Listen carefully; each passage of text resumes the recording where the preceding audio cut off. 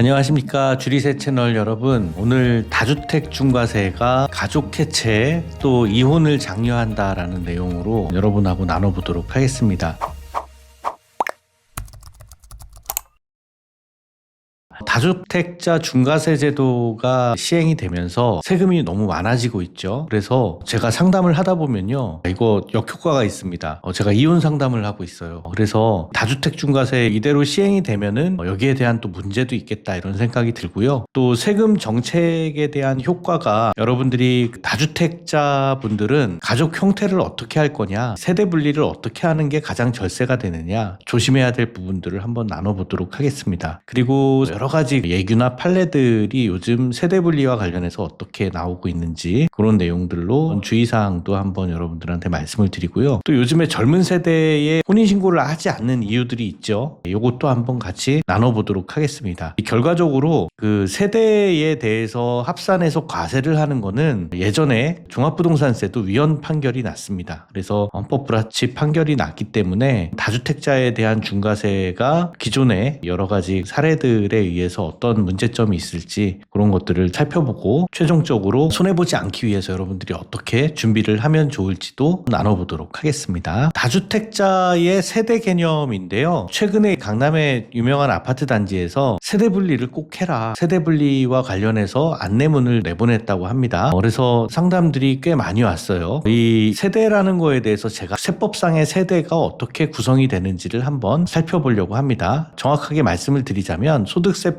88조에 보면요, 1세대란 거주자하고 그 배우자, 그들과 같은 주소에서 생계를 같이 하는 자, 이렇게 돼 있습니다. 그래서 생계를 같이 하는 사람은 그 배우자의 직계 존비속, 존속하고 비속, 위아래죠. 그 다음에 형제 자매를 말하고, 취학, 질병의 요양, 근무상의 사업상 형편으로 일시에 퇴거한 사람도 포함하도록 돼 있습니다. 그래서 이걸 그림으로 한번 그려보면요, 세대별로 어떻게 우리가 주택수를 판단하는지, 일단은 본인과 부모님이 있겠죠. 그 다음에 또 자녀, 직계 존비속이 있을 거고, 여기가 이제 한 집에 살아야 되는데요, 한 집에 살면 한 세대가 되는 거예요. 그런데 본인과 배우자의 형제 자매가 있겠죠. 본인의 형제나 배우자의 형제까지도 포함이 됩니다. 본인의 형제의 배우자까지 세대에 포함되지는 않아요. 그런데 이분들이요, 말하자면 삼촌이나 이모 이런 분들이 우리 집에 주택 주소지에 주거 이전이 돼 있는 경우가 있습니까, 없습니까? 상당히 많아요, 여러분. 학군 문제 때문에라도 주소지 이전을 같이 해놓는다든가, 이런 경우에 이분들이 집이 있으면 어떻게 돼요? 다주택자 되는 거예요. 부모님은 또 자녀를 세대 분리를 시켜야 되는 그런 상황이 올 수도 있고, 경우에 따라서 부부가 간에도 세대를 나눠야지만 더 유리하게 되는 그런 케이스들이 있습니다. 그래서 이 세대별로 주택수를 세대가 찢어지는 게 세금이 줄어드는 그런 문제가 나타나게 되는 거죠. 그러면 이거는 주민등록상의 기준일까요? 실질적인 기준일까요, 여러분? 이거는 주민등록상으로 판단하는 게 아니라 실질적인 기준으로 판단을 합니다. 그래서 자녀들을 세대 분리를 해놓고 싶어 하는 부모님이 있으세요. 그런 경우에 이제 어떻게 하면 좋으냐라고 하면, 아까 배우자가 없어도 1세대로 보는 자녀 같은 경우에 세대 분리를 빨리 하고 싶어 하시는 그런 분들이 상당히 많은 편인데요, 자녀를 세대 분리를 하려면 소득세법 시행령 152조의 3회 이렇게 나와 있습니다. 자녀를 이제 세대 분리를 하고 싶어 하는 분들이 상담을 와서 많이 물어보는데요, 자녀가 30세 이상이거나 아니면 결혼을 했으면 괜찮습니다. 그런데 대부분 우리가 세대 분리를 해주려고 하는 자녀들이 대학교를 갓 입학했거나 20살이 갓 넘어서 자녀를 내보내서 세대 분리를 해야 되겠다 생각하시는 분들이 생각보다 많아요. 이런 경우에는요, 자녀가 소득이 있어야 됩니다. 소득이 어떤 정도로 있어야 되냐면, 기준 중위소득이라는 게 있어요. 12개월로 환산한 40% 수준으로 있어야지만 독립된 생계를 유지할 수 있는 세대분리 요건을 갖춘 자녀가 됩니다. 그럼 얼마냐, 그게 보면요, 의료급여라고 해당하는 중위소득의 40% 수준이 2026년 기준으로 102만 원 정도 됩니다. 매년 바뀌어요. 그래서 한 102만 원 정도만 있어도 세대 분리는 가능해요. 이걸 가지고 어떤 집에서 세대 분리를 해가지고 다주택을 판 겁니다. 그런 경우에 세대 분리를 하고 나서 이런 판례가 나온 게 있어서 한번 소개를 시켜드리려고 해요. 아까 말씀드렸듯이 주민등록상의 판단이 아닌 실질 거주로 판단을 한다고 그랬죠. 이 자녀가 몇 살이었냐면요, 22살이었어요. 미혼이죠. 그러면 소득이 있으면 되는데, 당시 중위소득의 40% 이상에 해당하는 소득이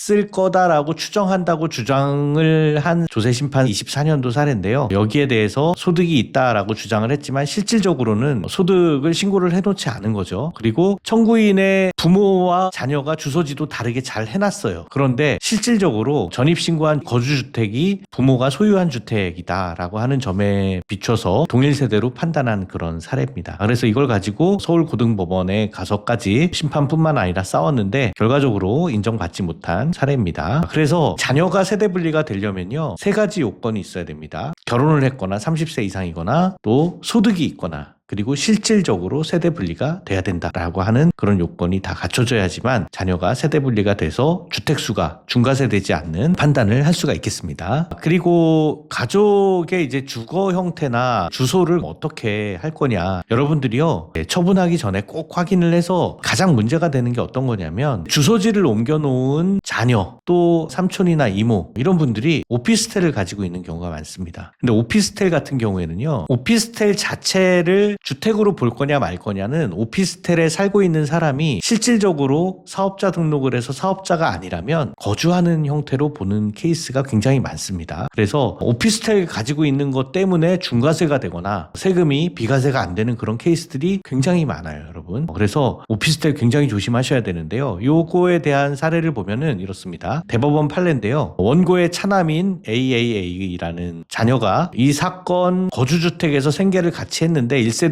구성하고 있다라고 봄이 타당하고, 그리고 주택 양도 당시에 오피스텔을 사실상 주거용으로 사용하고 있었기 때문에 비과세가 안 되는 거죠. 비과세가 안 될 뿐만 아니라 오히려 중과세가 되는, 그래서 세금이 굉장히 높아지는 케이스가 이 대법원 판례입니다. 비교적 최근의 판례고요. 이런 판례들이 굉장히 많이 있습니다. 그러면 우리가 가족 구성원 형태를 어떻게 하는 게 유리하냐? 부모님이 있고 자녀가 있는데 같이 사는 것보다는 따로 세대 분리를 하는 게 유리하죠. 근데 이게 주소지만 해놓는 게 다가 아니라 실질적으로 세대 분리를 해놓는 게 좋습니다. 경제적으로도 독립을 시키고 주소지도 따로 하고, 간혹 주소지만 이전해 놓고 있는 분이 있는데요. 국세청에서는요, 굉장히 많은 자료를 가지고 같이 살았다라는 걸 입증할 수가 있습니다. 자녀들의 카드 사용 내역이라든가 또 자녀들이 어디에서 관리비를 내고 있다라든가 자녀들이 차를 또 사용을 하게 되면 차량 등록이 어디로 돼 있는지라든가, 최근에는 핸드폰이나 문자 같은 거 주고받을 때 수신 기지국 내역을 가지고 오라고 해요. 그러니까 여러분들이 주소지만 옮겨놓고 세대분리가 됐다라고 생각하시는 거는요, 여러분들만의 착각이고 국세청에서는 정말 다양한 자료로 파악을 하고 있다라고 생각을 하시면 되겠습니다. 사실적으로 세대분리가 돼야 돼요. 그래서 배우자가 이혼하고 같이 살면 어떠냐, 이렇게 또 문의를 주시는 분들이 계십니다. 저도 이런 상담하면 마음이 아픈데, 배우자 같은 경우에요, 세대 합산으로 인해서 중과세가 되니까 배우자하고 이혼을 하고 각각 2주택일 때 각각 비과세로 팔겠다. 세법적으로는 너무 유리하죠. 그런데 여기에 대해서도요, 판례가 있습니다. 대법원 판례인데요. 이것도 23년도에 나온 최근의 판례인데 그 이전에도 이런 비슷한 판례들이 있습니다. 보세요. 그 배우자 부부는 사건 부동산 양도 당시에 법률상 이혼을 했지만 같이 사는 거예요. 생계를 같이 하는 거는 국세청은 다양한 방법으로 알고 있다고요. 그렇게 해서 보니까 같이 살고 있기 때문에 사실상 이혼한 것으로 보기 어려운 관계에 있었다. 그래서 1세대 다주택으로 봐서 비과세도 안 되고 중과세가 돼서 세금이 어마어마하게 많이 나오는 케이스가 나올 수가 있습니다. 지금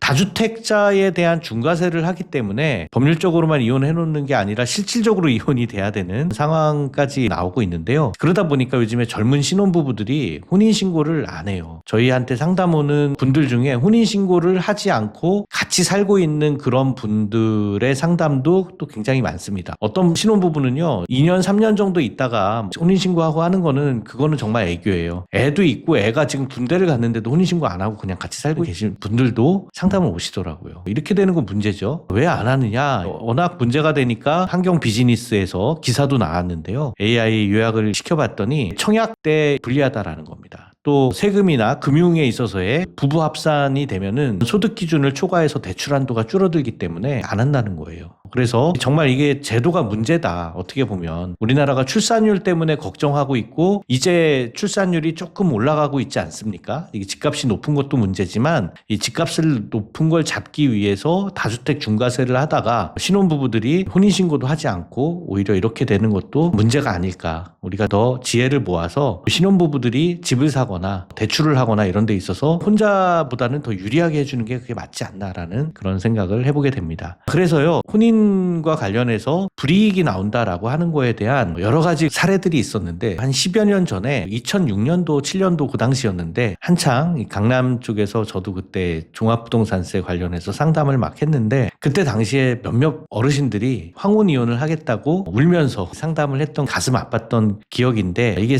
법이 문제가 있다라고 했던 그게 바로 종합부동산세였습니다. 그래서 헌법재판소에서 2006년도에 종부세법을 가지고 보니까 세대별 합산 규정은 혼인한 자 또는 가족과 함께 세대를 구성한 자를 개인별로 과세되는 독신자나 사실혼 부부 이런 사람들보다 더 불리하게 차별해서 취급하는 걸로 돼 있기 때문에 헌법 36조 1항에 위배된다라고 해서 당시에 이제 헌법 불합치 판결이 나왔습니다. 그래서 종합부동산세도 세대 합산을 지금은 하지 않죠. 개인별 과세를 합니다. 양도소득세가 너무 과하게 과세되는 것도 어떻게 보면 이 세대 합산 부분에 대해서는 위헌적 요소가 있습니다. 그래서 헌법재판소는 이런 그 헌법 불합치 판결이 나왔고요. 다주택 중과세에 대해서도 위헌에 대한 소송을 한번 한 적이 있어요. 2011년도에 그 당시에도 이제 다주택 양도세 중과세 규정이 있었는데 여기에 대해서 이거 너무 세금을 과하게 걷어가는 거 아니냐라고 해서 헌법재판을 일으켰는데요. 이 판결이 독특하게 났습니다. 그 당시에도 저도 한번 이런 생각을 했었는데 이거는 소송이 잘못됐다라는 생각을 했어요.